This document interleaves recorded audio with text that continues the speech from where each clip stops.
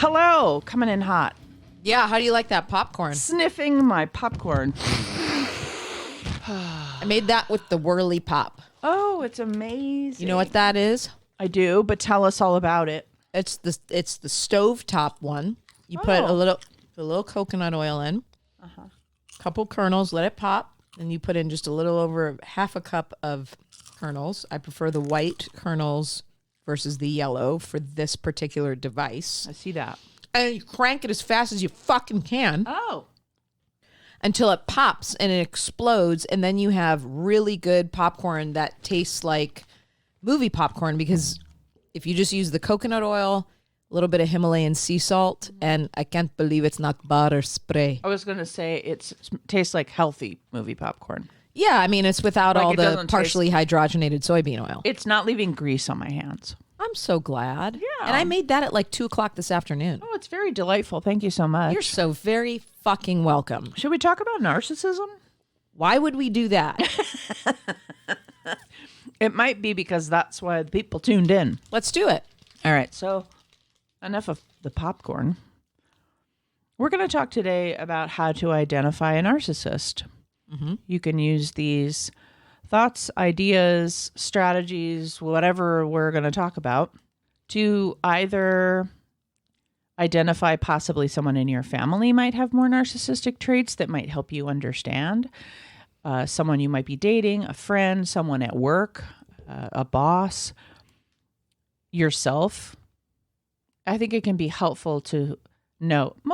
A lot of people in these days, we use that term a lot in our culture. And so I do believe that some people have an instinct for what that might be. And we kind of bandy it about, oh, that guy's a narcissist, or, oh, she's so narcissistic. We kind of throw that out there. But I sit with a lot of people, and I know Kathy sits with a lot of people that are truly discovering for the first time that they're in relationship with either a boss or a partner or a family member who is more on the narcissistic side of things. They're oriented there. Yeah, they're oriented there, not necessarily to the point of disorder, but sometimes, or sometimes they've survived a relationship where that was the personality trait that they were dealing with, and they sort of didn't really know, and now they're coming out of it and they're processing that, and you're helping them understand. I'm realizing that is my relationship with you. You're the narcissist or I'm the narcissist? That's debatable. Depending on the day. I just want to highlight this because it's very true. We hear this word, it's a buzzword. As someone who works in the court system and tries to help the court understand what it is when it comes to parenting and why it could be detrimental, I think it's really important to understand that it has become colloquialized. It is a buzzword. That's not entirely bad. I think it's good that people are becoming aware of how narcissistic behavior can be abusive. It can be harmful towards others. However, there's a difference between someone who, like, it's the cloak they wear daily and that's where they're oriented, versus someone having a narcissistic defense in a moment where, like, I don't know, their shame has been exposed a little bit, because we're all on that continuum. But some people really live there. And there's a big difference. So, that person's a narcissist. That person's a narcissist. Well, we all are to a certain degree if we have self-esteem. But where it becomes problematic is when it's out of that person's awareness. It's pervasive in every area of their life, or in a large capacity. And it really starts to affect their interpersonal relationships. Yeah, and you're talking about that more toxic, more disordered person who might not have the insight about themselves. Like, that's the worst of it, right? Is when there's those behaviors, which we're going to get into, and there's no insight around it. And like you said, they live in that. And then there's people that maybe have some narcissistic traits in some areas of their lives, but it doesn't necessarily affect their functioning.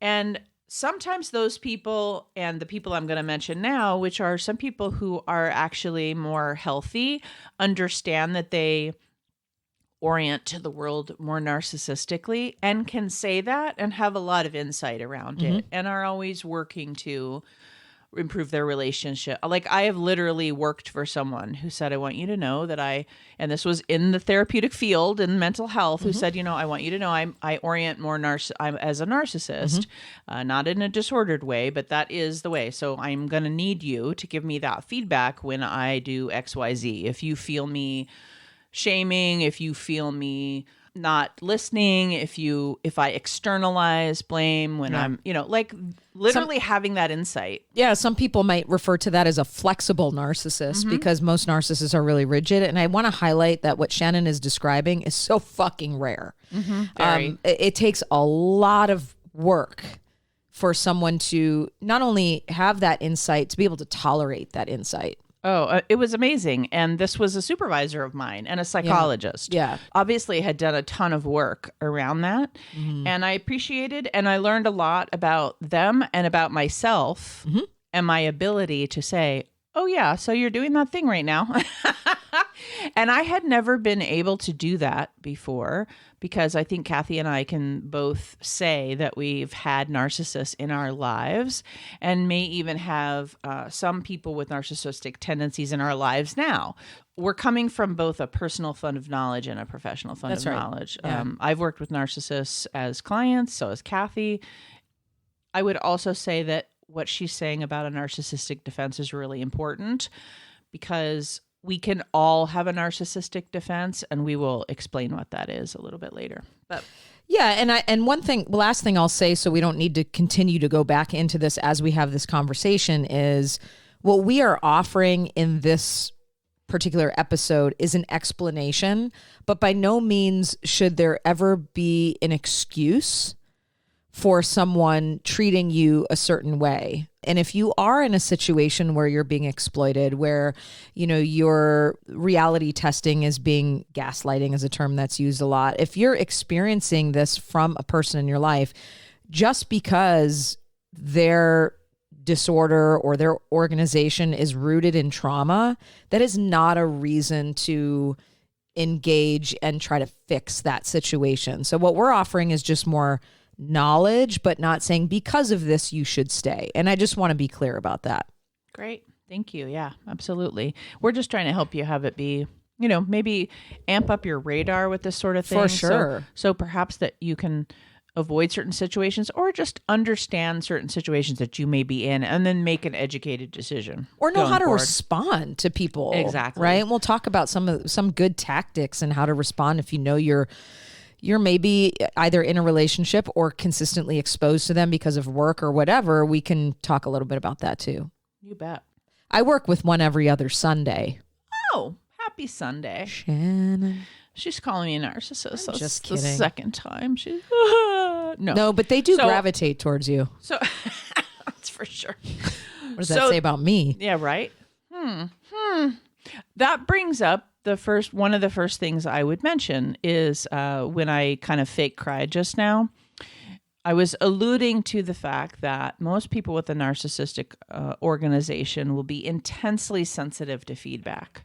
Now, that can be someone who has more narcissistic tendencies. It can be someone in a narcissistic defense because they are very insecure about whatever it is you're giving them feedback on.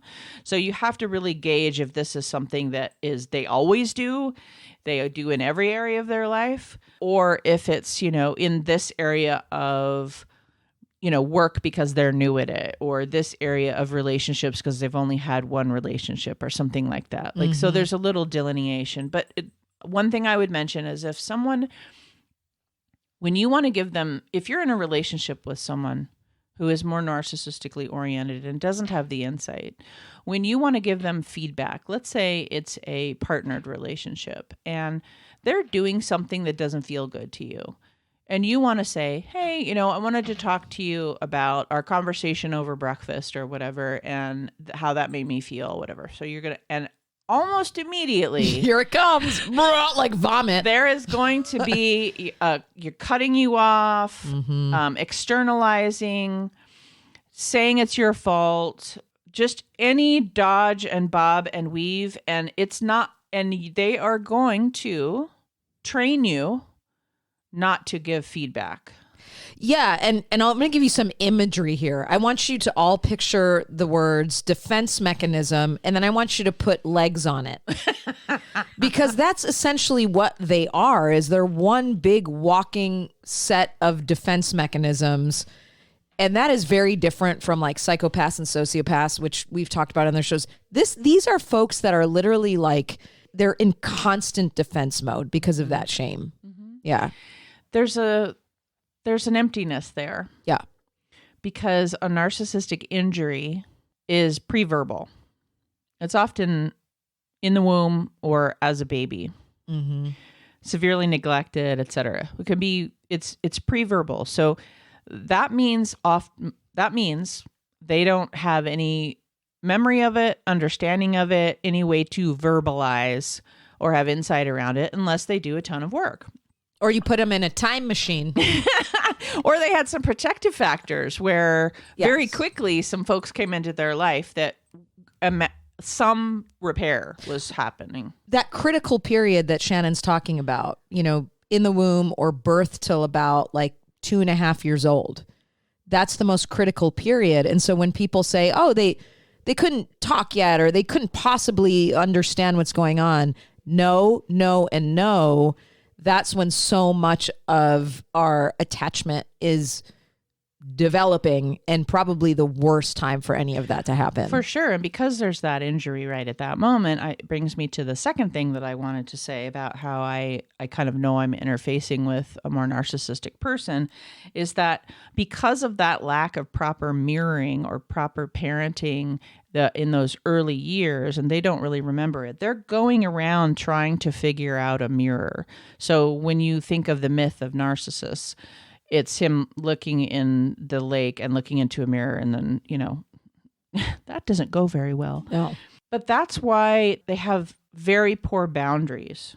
Everyone should feel and see things as they do. Mm-hmm. Everyone should mirror. And if you don't mirror them, because that's what they're constantly looking for, because that's what little babies need from their parents. And when we don't get that, when mommy or daddy or mommy or grandma or sister or whoever's taking care of you doesn't mirror your facial expressions when you're a baby, among other things, neglect, etc., you don't get that very natural part of the development of mirroring. And so they're looking around for a mirror. So they're looking for that person to fill them. So if you aren't mirroring them, you either don't exist, because they'll just move on to the next person that provides the mirror, or worse, they rage out at you. You know what's this is really important, and sometimes, and I think you and I have talked about this before, but what's interesting about them as well, and this I'll discuss whether or not they understand what's going on in the moment, but there are times though in a therapeutic space, and I know we're not necessarily talking about you working as a therapist with them, when you do mirror them, they cannot handle it. Mm-hmm.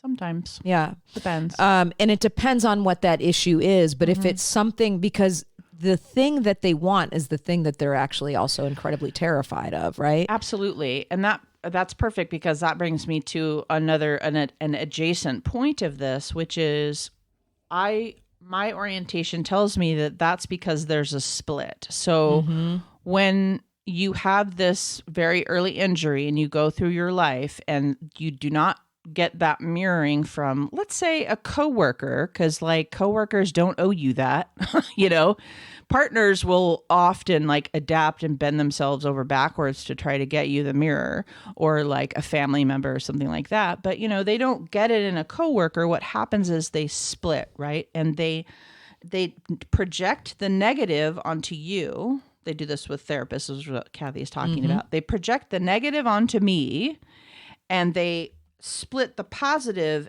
for themselves. Yep. They internalize the positive, and they split the negative to you. So if you've ever been in situations where, perhaps you give feedback to someone, like we were talking about before, and they're immediately defensive and they're immediately negative towards you, and that feels like that broke the rapport or whatever you thought you had, what they're doing is they're raging out at you and they're internalizing the fact that they're right and that they're not wrong and that the way they approached something was exactly correct. They're complicated motherfuckers. Yeah. And, so I get this question a lot when I'm working, and what I'll do is sometimes I will help attorneys strategize and help folks who have been in these relationships, particularly those who are sharing custody, how to really get the court to understand and see and XYZ, which can be really difficult to do, but there are certainly ways to do it. I get this question a lot, which is, do they understand what they're doing? So here's my answer. It's two-pronged. They certainly know what they're doing. They just don't always understand the motivation behind it. In their mind, they are the constant victim. They have a rationale for why they might be doing what they're doing. But you'll often hear, and maybe you've experienced this, which is, I don't understand. 1 second they were acting this way and then they turned around and they did this. They don't even really fully know why, because they have zero, like Shannon was saying, there's such a lack of stable or sense of self at all that they don't necessarily know the motivation behind what they're doing, but they are aware, they're conscious, they're in touch with reality. They just have a rationalization for it. And we're talking about the most rigid of... We're talking about the most rigid. Narcissist, of course. The ones that are, it's out of their awareness. But that's a big question I get. Do they know what they're doing? Yeah, they just don't always understand the motivation behind it, which is why it can change so drastically. Yeah, and I think the thing that confuses people too in relationship to that question is that I think they lack the motivation to communicate as part of a team, and they lack the motivation to change. That's right. Or to take responsibility. And so whereas most of us, we might find ourselves in a group of people and we're not getting along or whatever, we might take on some part of that responsibility and say like, all right, so I can bitch to my friends a lot, but at the end of the day, I got to look at this for myself and what part am I playing in this? And, that's that part of being like emotionally mature and adept and like what we're all kind of trying to be. They don't have the motivation to do that. It's completely self-serving. And also the anxiety is projected onto the other person and accusing them of being negative when they're the ones, that's that split too. It's like, oh, you're the negative one. Yeah. You're so negative. You're so unsupportive. You don't understand, blah, blah, blah. Right. Yeah. Which is their own anxiety projected onto you. Absolutely. It's their own insecurities. It's their own emptiness. So if people are doing that to you, you might be dealing with a more narcissistic person. Can we talk about... No. Awesome. Can we talk about triangulation? Do it. Okay, so many of you probably, if you've been in I call it a situationship, because you can't be and you can't relate to these folks. How contemporary of you. That's actually not my terminology, but it's something that I use from a coach, Quinn Holiday. He's hilarious, and he's like, "You're never in a relationship with a narcissist, just a situationship." It's such a great word that folks are using these days. I like it. So, one thing that they love to fucking do is make sure that you never feel secure, right? And here lies that projection again of, I'm going to displace the discomfort onto you and make sure that you know that you are in a constant race for my affection. So I'm going to bring someone in as a third who may or may not even be aware of it, just to fuck you up. So it's all of us. What does it do is it breeds jealousy. Our own sort of borderline tendencies or organizations start to spiral out of control, and then we hear, you're so needy, you're so sensitive, you're so this, and you're like, fuck you. Yeah, or you're like, am I? Yeah, well, there's that first, right? Yep. And the gaslighting that Shannon's talking about a lot of times will accompany this wonderful world of triangulation, where when you say, hey, I'm just wondering what's going on with this relationship with this person, I thought you guys were friends, but then they look at you and go, what the hell are you talking about? Why would you think I know this person as a friend. And then the next thing you know, They're banging that person on Sunday afternoon, a little afternoon delight. And you find out and you go, God, this person was making me feel so crazy for so long. And here's the other fucking thing they'll do. You ready for this? On top of that, they'll double down and start to lean into their relationship with you just so it's kind of like this, I'm going to hypnotize you to concentrate on how much I'm actually into you. So you won't, it's the narcissist sleight of hand. So you won't look over here and start to think more about the fact that I'm starting a relationship with this other person. Now I'm using an intimate setting, but this could be a friendship, a business relationship. Triangulation exists with children from a parent. It's all there. Here are some more subtle things that seem more normative when you first start a relationship with someone who's narcissistic. Because that's what I'm hearing, and kind of what you're saying, Kathy, is that in the beginning, one of my red flags is, and here's the thing, is if you have a lot of interactions with narcissism, or you end up in a relationship and then survive that, you end up having a bit of a radar. And so and I've also learned a lot from my clients over the years. One of the things that now is a massive red flag for me and makes it very hard for me to trust is when they rush in real fast. Oh, yeah. You date someone and they tell you that they love you like on the third date or something, or they put you on such a pedestal as if you are the most perfect thing in the world. And now for me, that's like the only way is down. I'm falling off that pedestal, and it's going to happen sooner or later, and I'm not having it. Like, I am not going to be on that pedestal, and I'm also not going to rush. That's right. And what Shannon's talking about too is, with these folks, kindness always comes with a cost. So at the very beginning, this over-attentiveness sometimes can also be with these really lavish gifts and trips and diamond rings and promises and future faking and all of this stuff. But that will be held against you later, right? Well, I bought you a new car. Or it's a way for you to become indebted. Yeah. And traumatically bonded to them. So when we think about the cycle of violence in a narcissistically abusive relationship of any kind, the most abusive part of the cycle is that over-attentiveness, or what some people will call love bombing, right? Because that's what actually creates the trauma bond. Well, and the reason why I want to mention these things too, and look at them as normative, is because in the beginning, I'd like to validate and kind of normalize that it feels very good. Yeah. So I wouldn't want anyone listening to think that this is something that everybody sees and you didn't, and all of that. And yes, maybe when you're in that relationship, your friends and family that are listening to you complain about it or whatever are thinking in their heads like, oh God, oh boy, oh no, because they may have had more experience than you with it. But that's hopefully not in a judgmental way. It's in a protective way. Right. Like, oh shit, you're in oh boy. But when you're in it, it can feel very judgmental until you're out of it and you can look back. Yeah, there's that cloud that lifts. But I do want to tell you, like, the feeling of having, there's nothing like having the gaze of a narcissist.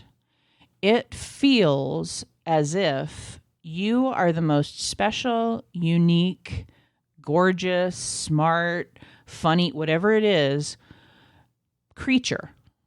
And if you are in a vulnerable spot in your life, there's really nothing that feels better.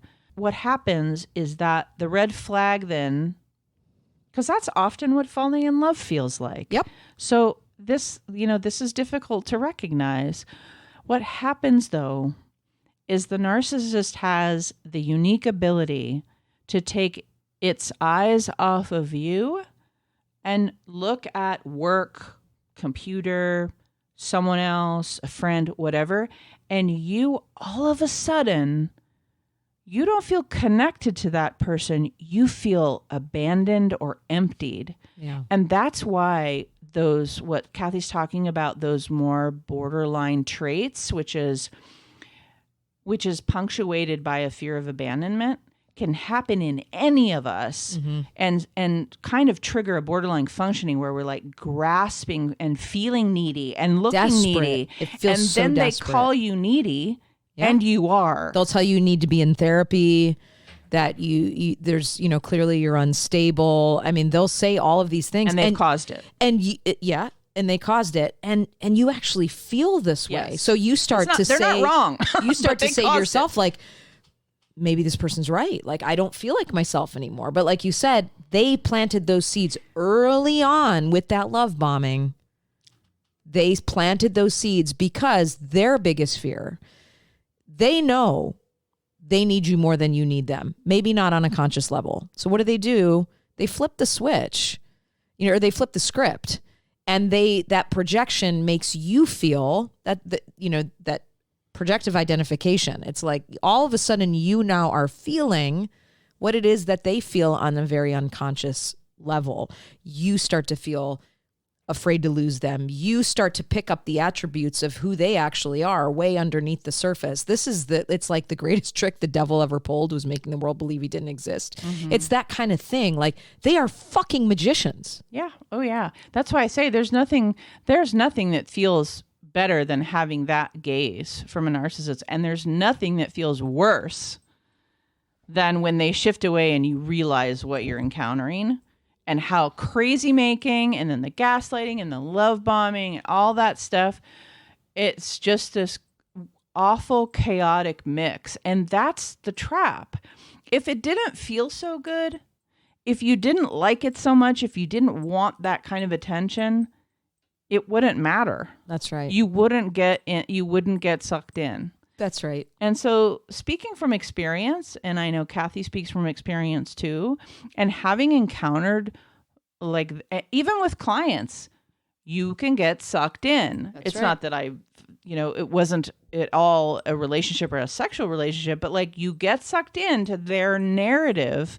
And if you're not adept as a therapist at picking these things out, and understand what you're working with and changing tack, because there's a different way to work with that than there is to work with someone who might just be in a grandiose state because maybe they deserved it. Maybe they're having a great time, whatever it is. And so you can get trapped in someone's narrative like that. And then you go, oh, hold on. Hold on a second. I get it. But you just get quicker and quicker at looking at it. So for sure. Unless there's something else you wanted to say about that, let's talk a little bit about a narcissistic defense. Let's go for that. My experience of a narcissistic defense, everyone can have this. You will have experienced this in your everyday life, and you may recognize it in yourself, because every single probably human on the planet as an adult has had a narcissistic defense in one shape or form in some interaction. I just want to normalize that for everyone. That is very different than being a narcissist. So Kathy was talking about how a narcissist can like sprout legs and have defense mechanism on their forehead or cap or shirt or mug or whatever it is. A narcissistic defense looks more like this. Someone you're relating with or interacting with at work, let's say, all of a sudden you say something, and let's characterize it as you step in their trauma, because that's kind of where it comes from. And that trauma might be conscious or unconscious for them. A lot of times it's unconscious to have this reaction. And so you step in shit, basically. That's what I always call it. Oh, I stepped in so-and-so's shit today. She does step in shit. And then, no, you do, because you're the one with horses. That's true. I stepped in a lot of shit before I came over, but the boots are off. Thank God, it really smells. No. That's me. So you step in someone's trauma. An average person, a friend, someone who you normally are very close to. You step in their shit and they attack you in some way. Now, this could be minor irritability and be like, yeah, whatever, blah, blah, blah. And then they poke you. Whatever that poke is, it gets under your skin. And then now you're tripped up. Now you have a little trauma reaction. And that's more of a narcissistic defense. When someone steps in your shit, when someone steps in your trauma, you want to annihilate them. And that's where we get the narcissist part. So a rigid narcissist, an awful toxic, disordered narcissist is raging out at everyone in order to get them to go away, feel less than, whatever it is, all of the reasons that we've given. But those of us sort of more average folks, if someone steps in my trauma and I hear myself go, well, that's okay, you don't care anyway. Or, something really kind of shitty like that the other person doesn't deserve. And it also doesn't really make sense. It's not really about them. And the other person is like, what the fuck? Now, I can identify that in myself, not always in the moment, but I do identify when I've done that. And I used to do it a lot when I was younger because I grew up in relationship with narcissists. And so I didn't want anybody to step in my trauma. So I've worked through a lot of that, but I can identify it in others super quick because it feels whoa, wait, what? What happened? I look back on some of my earlier relationships and my narcissistic defenses were like, I'd just go for the fucking jugular. Yeah. What do you mean? And I'm like, what? Like now, I mean, I don't even like the thought of yelling in a relationship, but I mean, that was there because like you, I grew up with a very misogynistic, narcissistically oriented father. And I was always ready to just lash out. And so, that carries into your adult relationships. But the difference is when you are healthy or healthy-ish, you can do the work to begin to recognize that you're in self-preservation mode and you're doing your best to deny anything that looks like a flaw or a limitation. When you aren't healthy and you lack the capacity for insight or self-reflection, which is one of the benchmarks of someone who's a rigid narcissist, that doesn't improve. No, like we can do that and then feel bad. Yeah, we can have that remorse. Like I have that reaction and I'm like, oh, shit. I even I feel it immediately like, ugh, yeah, I'm an ass. You turn red, you feel it in your stomach, you feel embarrassed. Where that sense of entitlement... And again, that goes back to what I was saying earlier, which is, do they know what they did in that moment? Yes. Do they understand their motivation? No. Because in that moment, they feel vindicated. They feel like they are the victim. They're allowed. They're entitled. And depending on what kind of narcissist, did they get too much? Did they get too little early on in life? Right. They're reacting based on either from a place of grandiosity or more of an inverted, depressed place. But either way, narcissists are the only people that put other people into therapy. Right. Okay. Yeah. No other disorder or personality puts people in therapy more than narcissism. You can arguably say that it's borderline, but borderline folks, they wear it on their sleeve. They go to many of them go to therapy. Narcissists, not so much. Well, and then that's often sometimes, I've talked about before or mentioned offhandedly that a lot of times people who have a more rigid narcissism end up in therapy midlife. Right. Because what's happened is there's been a break in all the, they didn't become the rock star they thought they were going to be. And they're realizing that didn't happen. The grandiosity has fallen flat. They've had a number of failed relationships, a number of failed jobs and careers. They didn't become, the race car driver that they knew they were going to be and were totally qualified to be. I'm realizing I'm not going to be the rock star. I know. It's that so I wanted sad. To be. And we support you. Thank you. And so it starts to crumble and they enter a more borderline state. And then they're more pliable and in therapy. Now, will they still come to therapy and give you all the rules and regulations that you need to follow as a therapist? Yes. I've had folks tell me exactly how many sessions for how many minutes we were going to talk about XYZ. They come with full agendas with a title page for each session. They tell me, I'm not this, I'm not that, I'm wrong. If I breathe. Oh, I so know this. I had one person one time sort of say, I really hate it when you do that thing with your breath. Or you'll be on and I was just sitting breathing, Meaning it was literally a beautiful metaphor for like your mere existence is so intolerable to me. Well, and the treatment focus too, right? If you try to hold them in the here and now and you're focused on something and you hit a nerve, why are we talking about this? Yes, exactly. Right? And it's like... Talk about stepping in someone's shit, right? Stepping in someone's trauma. That's right. But at least you're able to step in that trauma now. Like, yeah, for sure. And then you're having that conversation and they may be mean and they may rage out and but when I was doing that work more often, which honestly, you got to take care of yourself a lot when you're doing that, is they're going to do it with you. So they don't do it with the person at home. To me, that was better. In other words, I could provide that service because I don't love them. I'm not in a relationship with them. I have the ego strength to tolerate it. And I can sit in a relationship with them and do that work because they are actually coming to therapy, which of course younger narcissists don't do. It's an interesting thing, I think, to learn to deal with, because quite honestly now with supervisees too, I often have conversations around this because the more experience you get with these different kinds of personalities, just as a human, honestly, out in the world, the more adept you will be. And in certain industries, that's going to be really helpful. If you're in the entertainment industry, it's very important to know how to...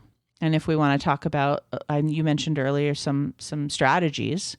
One of them, it would be gray rocking, which is when you're being attacked, you simply become a gray rock.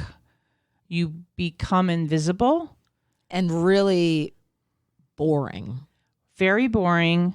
Sometimes you have to be a little bit agreeable because they'll ask you questions. Well, what? And you go... Yes, I'll absolutely do that. Because less is more. I've had bosses like that. And so when the boss was raging out at me, because I did work in Hollywood, when the boss is raging out at me, I could say, absolutely, I'll take care of that. Instead of responding to all of the antagonism.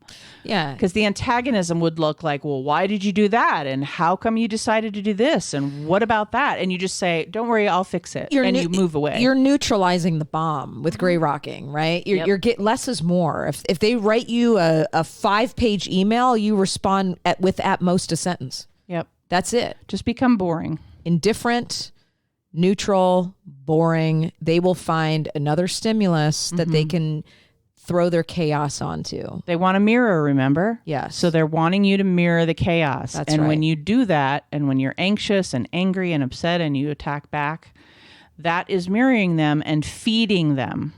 So if you're not feeding them, then they'll move on. Yep. Any other tactics you would like to share with folks?